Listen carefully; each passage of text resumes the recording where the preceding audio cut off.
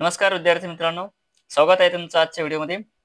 एका शाळेत एकूण विद्यार्थ्यांपैकी 3/5 मुलं आणि 800 मुली आहेत, तर मुलांची एकूण संख्या किती?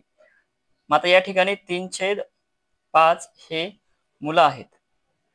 5 पैकी 3 भाग मुलं, तर उरलेले 5 पैकी 2 भाग ह्या काय असणार?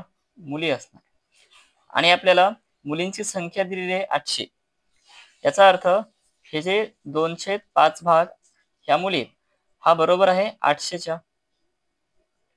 याचा अर्थ 2 भाग म्हणजे 800, 2 भाग आहे 800च्या बरोबर। तर यावरून आपल्याला एक भाग काढता येईल, एक भाग म्हणजे 400। आपल्याला संख्या विचारलेली आहे मुलांची, मुलांची संख्या किती आहे? 5 पैकी 3 भाग।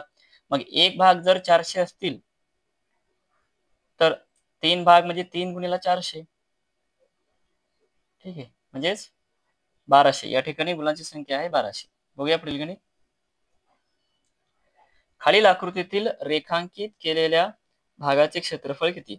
आता हा चौरस आहे, तर या ठिकाणी अगोदर आपण संपूर्ण आकृतीचे क्षेत्रफळ आणि त्यामधून जे रेखांकित केलेले त्याचे क्षेत्रफळ काढूया।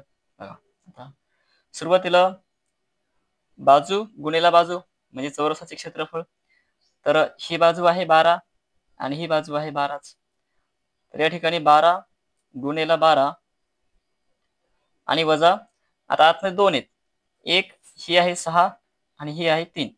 मग ही बाजू आपल्याला घ्यावी लागेल 6 गुणिले 3 आणि अधिक दुसरी ही आहे 4 आणि 6, तर 4 गुणिले 6।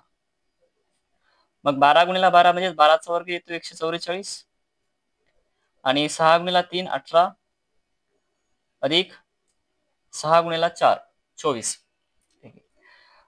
आता 144 मधून 18 अधिक 24 म्हणजेच 42 वजा करा।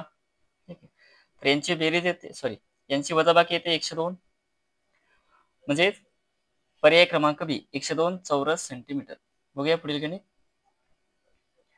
घड्याळामध्ये 3 वाजता कोणता कोन होईल? हे 12 आणि इथे 3, हा आहे तास काटा आणि हा मिनिट काटा। आता यांच्यामध्ये हा जो कोन आहे, या दोन बाजूंनी तयार केलेला कोन हा कोणता आहे?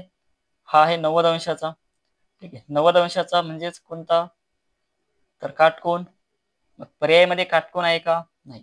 मग काटकोनला दुसरं नाव आहे समकोन, म्हणजेच पर्याय क्रमांक सी। धन्यवाद।